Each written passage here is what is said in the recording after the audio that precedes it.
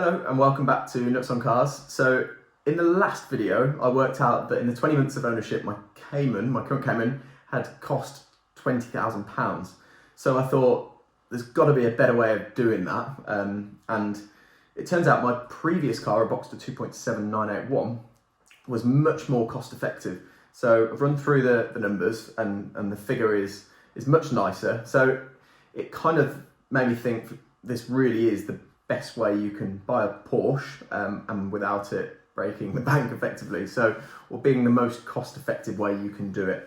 But there are more risks involved, so there's more checks you need to do and you just need to be a bit more cautious.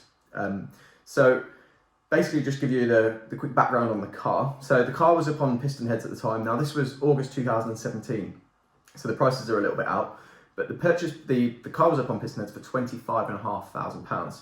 Now, it looked like a lovely car, 13,000 miles, one owner from new.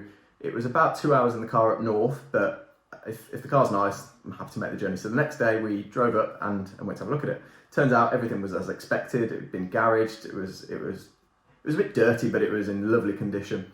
So we did a deal and walked away with the car for £24,750. It had only done 13,000 miles, so it was lovely. It really was. Now, there are some checks when you're buying a car privately because you can get stung. So I just want to quickly run through the most important ones that I feel you have to do. So obviously you want to check the car's HPI clear. You want to check for things like that it hasn't been in a big crash. So paintwork is your best bet for looking at that. So fish eyes, runs in the paint, different coloured panels, that sort of stuff. Stone chips you're going to get on Porsches, unfortunately, especially this was a solid black car. The paint is soft and they're low at the front. So almost every 40,000 miles, a Porsche is going to need its front respraying. Other things to check. Now, the biggest thing I think you can do is, hopefully the car's got full Porsche service history. This one luckily did. And it means you can then check the paperwork. The car, most of the time, has a health check on any service. So you can see if anything's been flagged up that needs doing. So that is a massive check because they might not have had it done and it means you're then potentially stuck with the bill. So check that. If it's under Porsche warranty, even better because that can be transferred. This one wasn't, so I took a bit of a risk on it, but it all looked good. So another thing, obviously on a Boxster, you check the roof. Now there was also finance outstanding on this car, which isn't a problem. They settled it there and then, so I drove away with the car finance free, HPI clear. And yeah, so I think there's always, I look at piston heads every day, and there's always cars that come up that are an opportunity like this, where I'll give an example now. I've just looked in the last few days and there's a Cayman that's come up that's much cheaper than any other car in the country. It is a 4-cylinder, but I just think this is another example of a Porsche that you could buy that wouldn't cost you as much as buying obviously from a dealer. So that's a bargain. So just keep your eye out for something like that. You can't really be that fussy on spec though, because there aren't that many that come along. So that's the kind of checks. Obviously you want to drive the car just to check that it sounds as it should, no knocks, no bangs, nothing like that. And just get a feel for it, I guess, from who you're buying it off. Does everything add up? Does the house seem right? Do they seem like people that care about their stuff? That kind of all comes into it, and your gut feeling really for me when you're buying a car privately. And this felt right, so we walked away with it. So that's that. So I owned the car for 12 months, 12,000 miles. So how much did it cost? Now, I had a personal loan on this car for 4 years at 5.9% APR. So the payment was £277. Now, after the year, having bought the car for £24,750, sold it to Williams Crawford, who were a specialist and were brilliant to deal with, for £22,000. So effectively, the payment covered all of the depreciation. So there's no extra depreciation to take into account.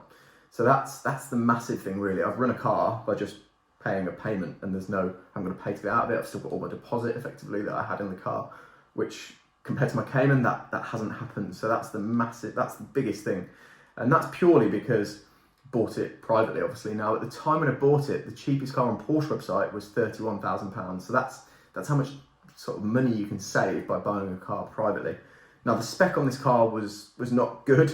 It was basic, little wheels, the wrong interior. Now that's probably, looks all beige, interior is probably the worst interior you can buy for resale and desirability. Now, but just purely because there's so much of it, it's all over the dash, and some people complain about the reflection that hits the windscreen off it. So it's not the nicest. I quite liked the interior, but I probably would avoid a Luxor beige car. So anyway, in terms of running costs, the car had 2 tyres whilst I had it. It had a service, which was a 6th-year service with Porsche for £850.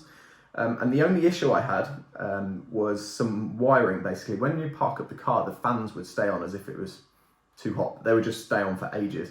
And the reason for that, I took it to Martin, who's a Porsche specialist in the Midlands. So I'll put his details on the screen, who is brilliant. So again, with something that's out of warranty, you can make the saving by going to a specialist for any work that needs doing. So Martin's brilliant, so we use him. Put his details on the screen. And he found out that there was some wiring that had been chewed through. Basically, the previous owner had garaged the car, not used it at all, and mice had kind of gone in and chewed some of the wiring. So that needed sorting. That cost about £350. Now, luckily, that was the only thing that had an issue with the whole of the ownership of the car. So that's pretty good. Fuel, again, you're going to get sort of 27 to the gallon. So that's going to be sort of £2,640. You've got insurance, which was £650. Again, I'm 29 at the time. I think I only had 1 year. I don't think I had any years no claims. So again, pretty decent to insure. And tax was £300 a year. So effectively, the car has cost me £8,164 for 12 months worth of ownership, which, if you divide it by 12, is £680, which is obviously a huge saving on the Cayman.